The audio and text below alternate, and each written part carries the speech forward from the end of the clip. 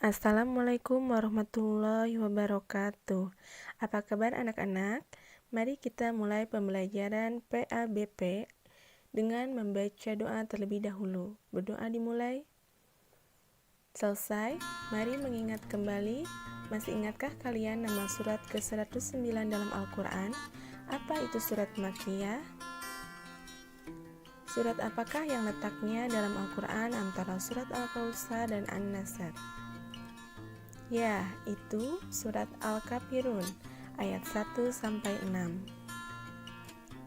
Nah, tujuan pembelajaran kita kali ini yang pertama yaitu mampu membaca dan menghafal surat Al-Kafirun beserta artinya. Yang kedua, memahami isi pokok kandungan surat Al-Kafirun. Yang ketiga, menulis surat Al-Kafirun dengan baik dan benar. Nah, surat Al-Kafirun terdapat pada juz ke-30. Jumlah ayatnya ada 6 ayat, diturunkan di kota Mekah. Surat Al-Kafirun termasuk surat Makkiyah. Al-Kafirun artinya orang-orang kafir. Nabi Muhammad SAW merutinkan membaca surat Al-Kafirun pada waktu salat qobliyah subuh dan ba'diyah maghrib, sebab dua salat sunnah tersebut mengawali waktu pagi dan malam.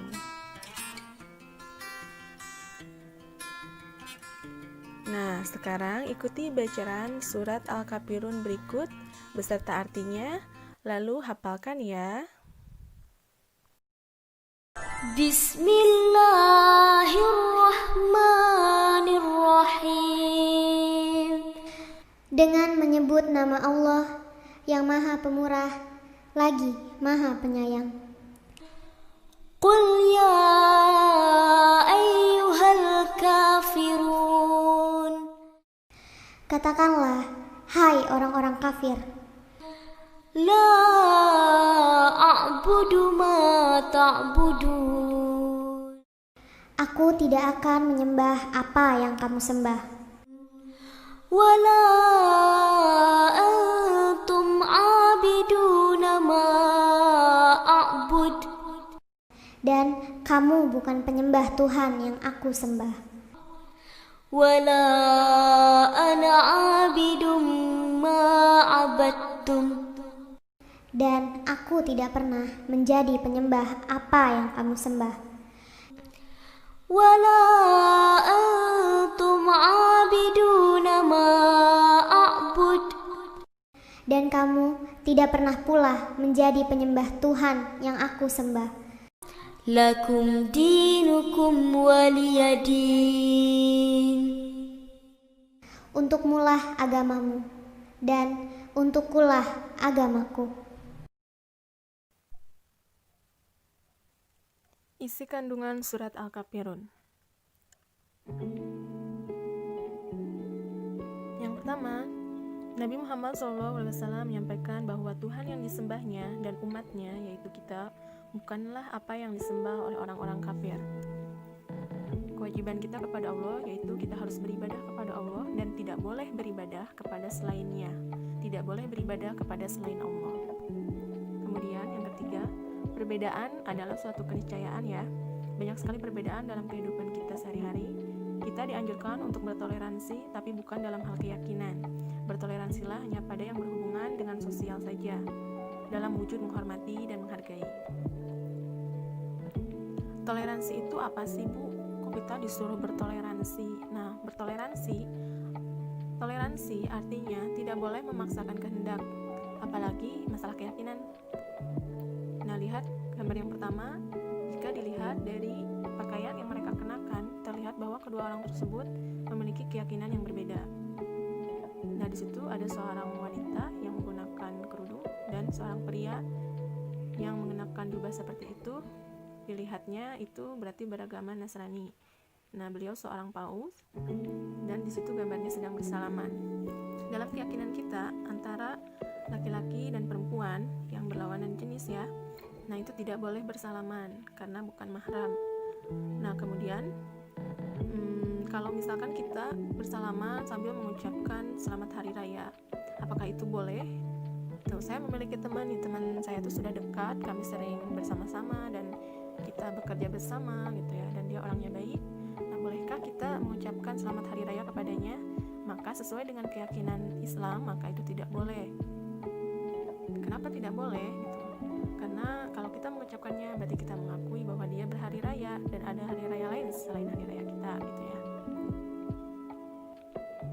Nah, kemudian yang kedua, ini gambar undangan. Undangan apa gitu ya? Kalau undangannya undangan biasa, kita ada undangan nih dari teman yang berbeda agama dengan kita. Undangannya misalkan untuk syukuran tokonya yang baru gitu ya. Apakah kita boleh menghadirinya? Nah, karena itu tidak berhubungan dengan keyakinan kita dan tidak mencederai keyakinan kita, maka kita boleh kalau seperti itu.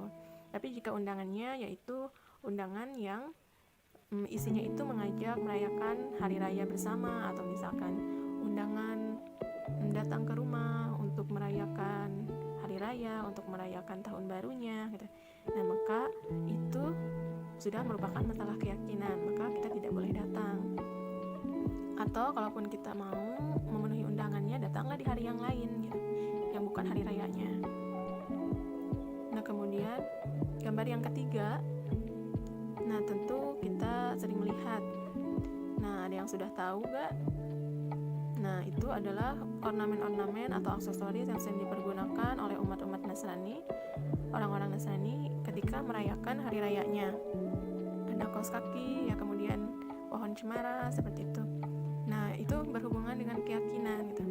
Jika ada teman kita atau misalkan atasan gitu ya, atau siapa gitu ya, kamu bertoleransi gak gitu ya, rumahnya hias dong gitu ya, kan bagus dihias seperti ini gitu. Nah, apakah kita harus mengikuti? Maka tidak boleh mengikuti ya, karena itu berhubungan dengan keyakinan gitu. Nah, selanjutnya kalau kita misalkan datang ke mall atau kemana gitu yang ada ornamen-ornamen seperti itu, nah itu boleh kalian datangi ataupun tidak. Itu tergantung dari niat kita masing-masing ya. Misalkan kita mau ke mall tapi maunya diaksesorisi seperti itu, jadi ya kalau kita hanya berbelanja saja dan tidak ada niat merayakannya, tidak apa-apa datang ke mall yang ada seperti itu. Nah, kita jangan dulu menjudge orang kalau misalkan dia tiba-tiba ada di tempat gitu yang ada aksesoris seperti itu, karena niat orang lain kita tidak tahu. Nah, kemudian ada gambar yang selanjutnya, yaitu gambar orang yang sedang meniup lilin sambil berdoa. Biasanya ini dilakukan ketika perayaan ulang tahun dan dirayakan dengan banyak orang gitu ya. Apakah boleh kita melakukan kebiasaan seperti itu? Nah, jawabannya, karena ini berhubungan dengan keyakinan, berharap sambil meniup lilin itu besi gitu ya. Umat Majusi ya, yang berkeyakinan berbeda dengan kita.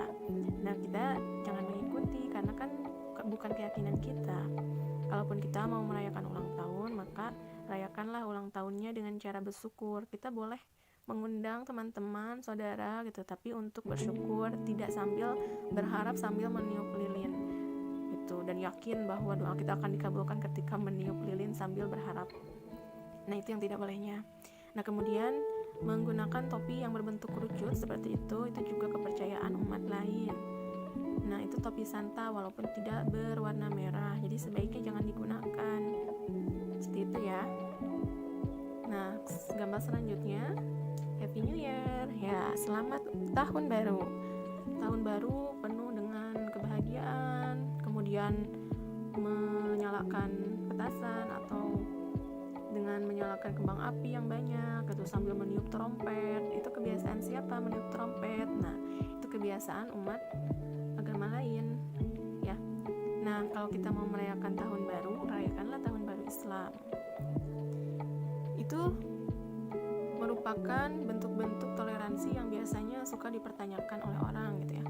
Kamu bertoleransi gak? Ayo, kalau bertoleransi ikutan dong gitu. Nah, kita dari sekarang harus mulai menyadari toleransi yang boleh seperti apa, bukan toleransi yang berhubungan dengan masalah keyakinan. Begitu ya.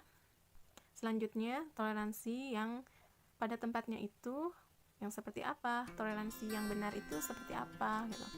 Nah, di sini contohnya ada gambar yang pertama, dua orang wanita yang mengenakan baju yang dilihat dari bajunya itu berkeyakinan berbeda. Nah, mereka itu bukan mau jalan-jalan, tapi wanita yang berkerudung merupakan seorang pelawan sedang membantu wanita yang di sebelahnya yang merupakan biarawati. Mereka berbeda agama, tapi saling menolong itu ya tidak apa-apa, tidak usah membedakan agama. Jadi bertoleransi dalam hal seperti ini, gitu. Nah, itu boleh. Gambar yang selanjutnya juga ada dua orang yang kalau dilihat dari bajunya berkeyakinan yang berbeda. Yang pertama seorang wanita yang berkerudung dan yang prianya itu beragama Buddha. Nah, mereka di sini terlihat sedang memberikan bantuan. Yang wanitanya memberikan bantuan kepada yang pria. Nah, apakah boleh? Nah, boleh ya. Seperti yang tadi sudah dijelaskan, kalau berhubungan dengan menolong tapi tidak berhubungan dengan keyakinan, maka itu boleh. Gambar yang selanjutnya juga itu dua orang yang dilihat dari gambarnya berbeda keyakinan. Maka lakukanlah kebaikan-kebaikan walaupun kita berbeda agama dengan orang tersebut, karena kebaikan-kebaikan akan membawa kedamaian, keharmonisan, dan Islam itu indah gitu ya. Jadi kita harus memperlihatkan sikap-sikap yang memang itulah nilai-nilai Islam gitu. Tapi kalau sudah berhubungan dengan keyakinan beragama, nah maka tidak ada kata toleransi.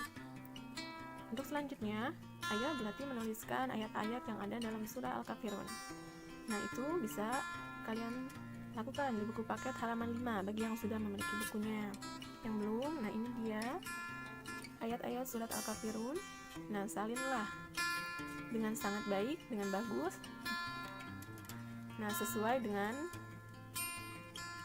yang seharusnya ya. Nah, panjang pendeknya seperti itu. Silahkan tuliskan dengan sebagus mungkin. Nah, sudah menuliskannya, kita simpulkan dari pembelajaran yang sudah kita lakukan. Yang pertama, surat Al-Kafirun mengajarkan tentang kewajiban kita kepada Allah, bahwa kita harus beribadah kepada Allah dan tidak boleh beribadah kepada selainnya. Tidak boleh beribadah kepada selain Allah. Yang kedua, mengajarkan tentang cara bersikap menghadapi perbedaan keyakinan beragama. Nah, marilah kita melakukan refleksi. Karena kita sudah belajar, maka kita seharusnya tahu. Nah, apa yang telah kalian pelajari hari ini? Sudah paham bentuk toleransi seperti apa yang diperbolehkan dalam Islam? Nah, jika kalian sudah mengetahuinya, berarti pembelajaran kali ini sudah sesuai dengan tujuan pembelajaran. Sampai berjumpa kembali di pertemuan pembelajaran PAI selanjutnya. Ditutup dengan hamdalah. Wassalamualaikum warahmatullahi wabarakatuh. Tuliskan dengan sebagus mungkin.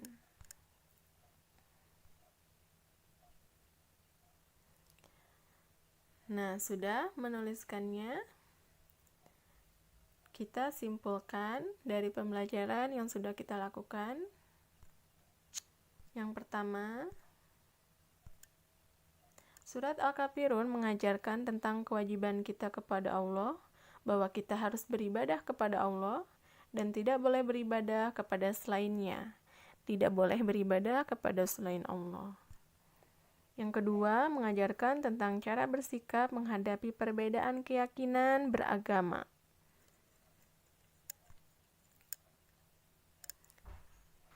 Nah, marilah kita melakukan refleksi. Karena kita sudah belajar, maka kita seharusnya tahu. Nah, apa yang telah kalian pelajari hari ini? Sudah paham bentuk toleransi seperti apa yang diperbolehkan dalam Islam? Nah, jika kalian sudah mengetahuinya, berarti pembelajaran kali ini sudah sesuai dengan tujuan pembelajaran. Sampai berjumpa kembali di pertemuan pembelajaran PAI selanjutnya. Ditutup dengan hamdalah. Wassalamualaikum warahmatullahi wabarakatuh.